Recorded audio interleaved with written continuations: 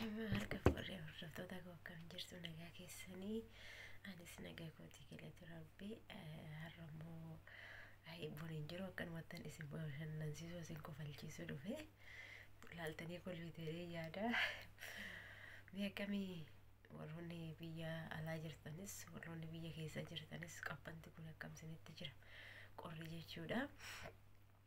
Ana harkuma kiyya kun akkanatti harka walitti cummurachuu hin dandeenye baay'ee tokko akka malee natti qorraa jira.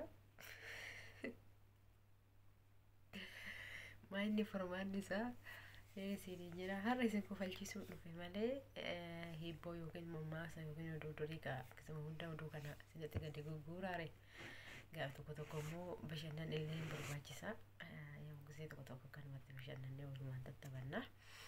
Ini sinin jira garummoo ka maaliya sarra oduun durii sadaqee hiibbolee sadaqee mammaaksa sadaqee akkan jenne gisee tokko sin bashannansiisuun barbaada akkanumatti si waliin kolfuu si waliin taphachuun barbaada maaliif jennaan baay'ee waan ani isin jaalladhuuf jechuudha. Kanaaf qorri akka malee natti qabanaa harka kan akkas godhachuu hin dandeenye. Warroonni biyya keessa jirtanis warroonni biyya alaa jirtanis immoo yookaan aga qabbanni aga qorri kun jiru namni kamiyyuu hin beeka. Bakkuma kaa'uu dhabee harkuma kana kisii illee kaa'ee keessatti illee natti qabbanaa yeroo uffata yabbuullee darradheen jira garuu kanuma keessanuyyuu inuma natti qorra yoo keessayyuu warroonni biyya Ijiptii biyya Kaayiroo Ijiptii yookiin Maasirii keessa jirtan uffata yabbuu sirriitti uffadha. Uffata yeroo kana baay'ee akka malee hin jabaata. Kanaaf sirriitti uffata yabbuu isaa uffachuu qabdu. Qorri kun immoo takka nama seeni taanaan immoo dhugaan isiniin jedha kun wanta dhugaati. Takka qorri nama seeni taanaan takka lapheessi argate si dhahee taanaan dafee nama keessaan bahu. Maaliif yeroo qabbanti baatee ho'i deebi'ee akka qofaatitti ukaasitti godha. Maaliif nama yoo qabbanti kun keessaa baate jechuudha. Kan nafa keessa takka nama seeni taanaan. Kanaaf sirriitti irraa of eegaa sirriitti irraa of baraaraa qofurra kanarraan isiniin jedha. Warri mana namaa keessa hojjettanis warri immoo mana hojii dhabdanii boqonnaa mana keessa teessanis sirriitti uffata keessan uffata gaa uffadhaati. Shafannadhaa xiqqoo ishii lafti bareedee biiftuun ifuu geessutti jaluma shashaffanadhaa.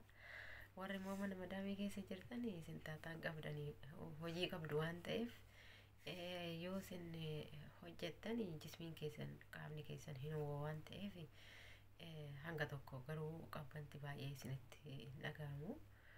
Deebitee immoo mana madaamii keessa warroonni hojjettanii baay'inni isaanii dafaa mana keessaa qabu kan mana hawwisu jechuudha. Dafaa jedha namni afaan Arabiiffaati garuu warroonni afaan Arabiiffaa dandeessan hin beektan ta'a.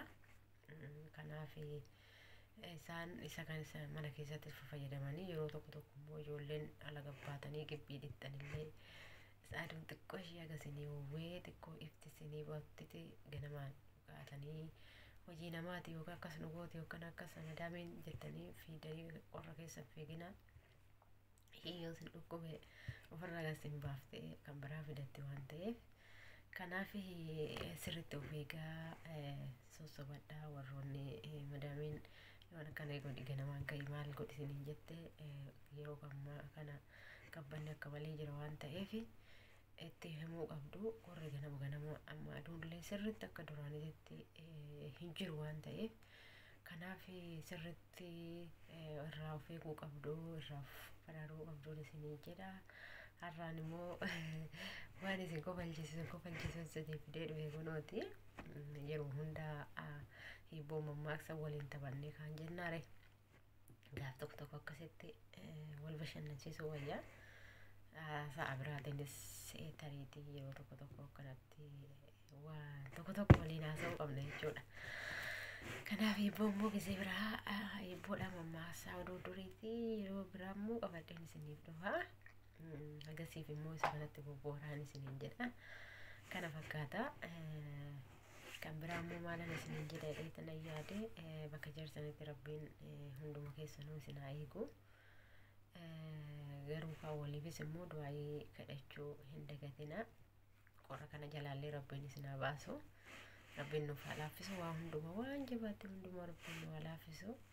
Harka rabbii harka jira waan ta'e wanti hundumtu isinis immoo du'aayii keessan kadhachuu hin dagatina.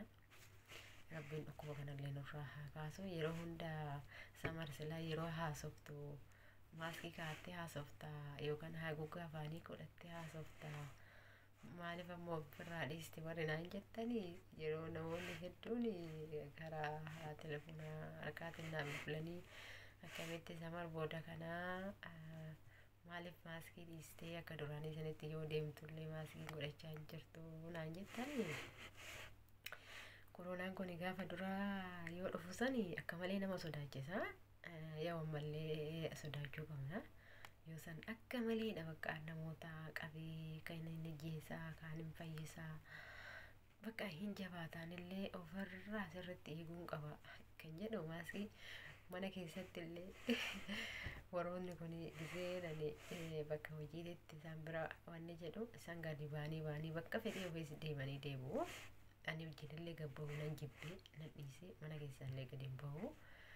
Mana keessatti illee yoo isaan gabbaanii alaa deemanii dhufanii ani maaskii haguuggee afaanii kiyya afaanitti godhadhe irraa fagootti fiigee irraa yoo bilbila irraa bane nan fiigee irraa bagaadha irraa deemee isaan irraa waliin hin nyaadhu bakka maaskii afaan gubbaarraan bu'u mana keessatti illee ati ammoo kana sodaattaa laayee lakki yoo sodaatame malee hin danda'amu.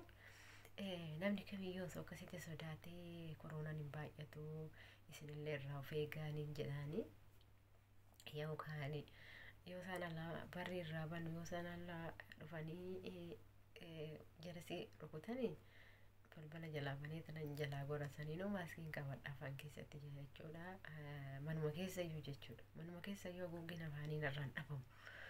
Isa afaanitti kaadheetuman barri jalaa bana saanurra yoo nachi isaan natti as deeman akka waan fiigee irraa gubbaarra bahee dhufee warra seenatti saaluu wayii jalaa fiigee tanan barri banee jalaa dheeffa isaan jalaa. Kanaaf inni isiniin jedha garuu yoo akkasitti ufeenne yookaan sodaachuullee miti haa ta'u wanni kun wanti hin beekne wanti haaraan tokko nama sodaachisa beektu baay'ee nama sodaachisa. Haalli immoo diinagdee ittiin deemaatu jirus baay'ee ulfaataa waan ta'eef akka addunyaattu kan argaa jirru kana warroonni televezyiinii waan adda addaa telefoona fayyadamtan yuutuubii feesbuuka maaliin waan fayyadamtan hunduma isaa arguu dandeessu beekuu dandeessu. Kanaaf anillee akkasittiin sodaadheen isiniin jedha. Viidiyoon kiyya har'a immoo kana fakkaata. Har'a isin bashannansiisuufan dhufe malee hibboo yookiin mammaasa yookiin oduu durii gizuma hunda kaa oduu durii gadi guuri jennaare guyyaa tokko akkanatti haasabnee tattaphachuu wayyaa. Kanaaf viidiyoon kiyya irraa kanarratti asumarratti dhaabataa warroonni maatii koo taatanii na jajjabeessaa turtanii guddaa galatoomaa isiniin jedha. Warroonni immoo haarawaa taatanii maatii kootti dabalamuu barbaadan kottaa maatii kootti dabalamaan isiniin jedha. Viidiyoon kiyya irraa kana fakkaata.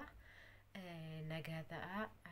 Rabbiin isin haa eegu bakka jirtanitti warra biyya keessas kan biyya alaas rabbiin isin bira haa ta'u.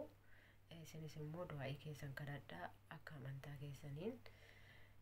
Namni kamiyyuu akkuma amantaa isaatiitti akkuma afaan ofii beekutti yoo rabbii ofii kadhate rabbiin wanti namaaf hin dhageenye hin jiru. Kanaaf rabbii keessan kadhadhaa isiniin jedha. Viidiyoon kiyya irraa kana laayikii sheerii sabskiraayib gochuu hin dagatinaa isiniin jedha. Nagaa naa ta'a. Nagaa keessanaaf jiraadha.